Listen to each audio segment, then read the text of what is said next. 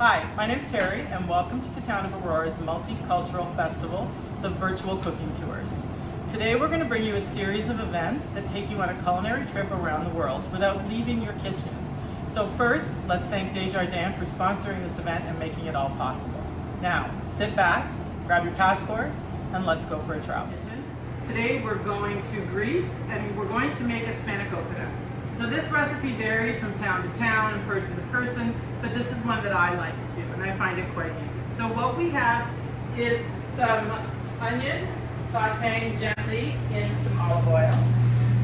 And then we're going to deal with the rest of the ingredients. And what we have here is a lot of spinach, a couple of pounds worth, 4 green onions chopped, 1/4 cup of dill, a teaspoon of oregano, 3 to 4 cloves of garlic or to taste. I'm going to use about 1.5 tablespoons, a 1/2 cup of chopped parsley, 2 eggs, the juice of a lemon, and then when we come to assemble, we're going to have our phyllo dough and melted butter, and then of course our lovely feta, which is about 1 pound, again to taste. Okay, come on over here. So, to our olive oil and onions, we're going to add the green onion. We're going to add our garlic.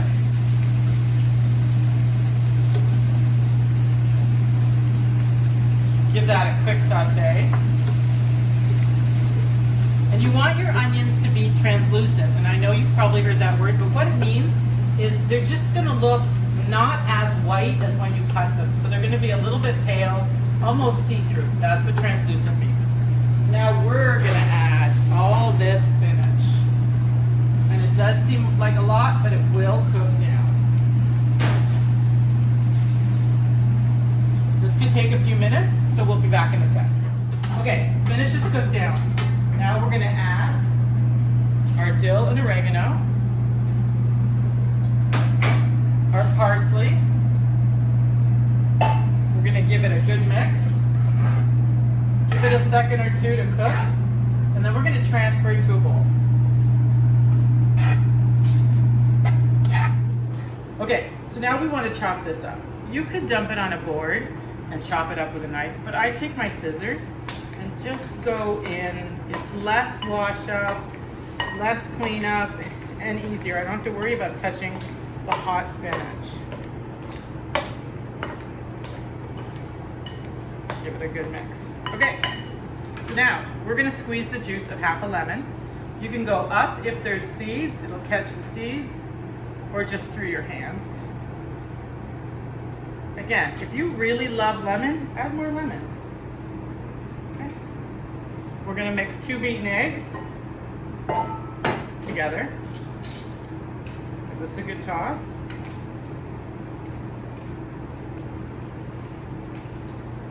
Now we're going to crumple in our feta. Just break it up, get it in there. Nothing fancy, no cutting.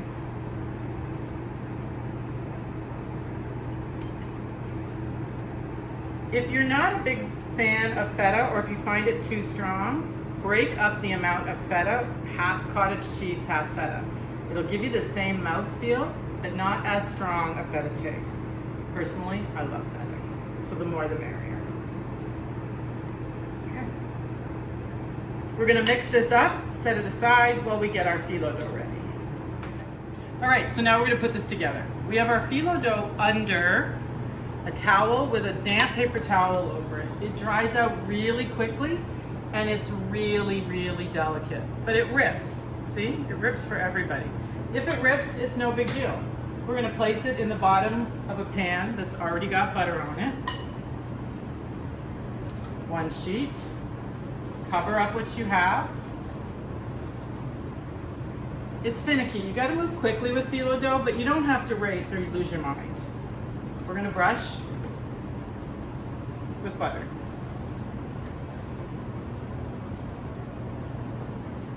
Get as many as you can. You don't want it sticking up, so we'll fold it down. Tap your butter, and you're good. I'm going to do it again. We're going to do this for 10 layers, and then we're going to add our filling, and we'll be back. Okay, so this is our 10th layer. of phyllo with butter. A little bit messy, doesn't matter if it breaks apart. Put it together like a puzzle. We're gonna put it all on here, coating it as best we can. Now our filling. Make sure it's all mixed and dump it in.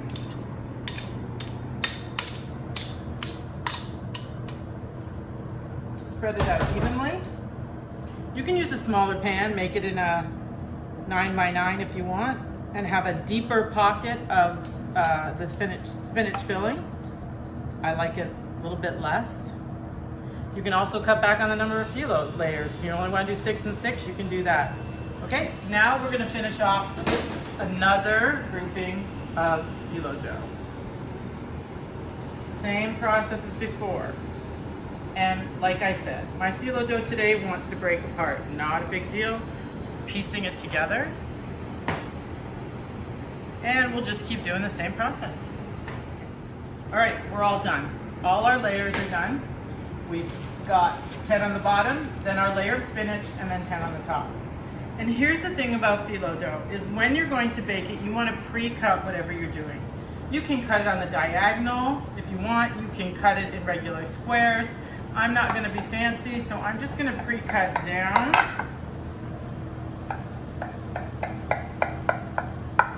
Your oven is set at 375.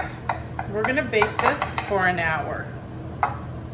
I'm going to just cut it into great big pieces. Down the middle, and then here. Pre-cutting your phyllo will guarantee a clean cut when it comes out of the oven. Otherwise, when you go to try to cut it after it's cooked, it'll just flake and fall apart. And there we go. This whole thing goes into the oven for an hour, and we'll be back when it's done. So it's been an hour, and our Spanakopita, or Spanakopita, depending on how you want to pronounce it, is out of the oven. Just let it cool for a few minutes, serve and enjoy.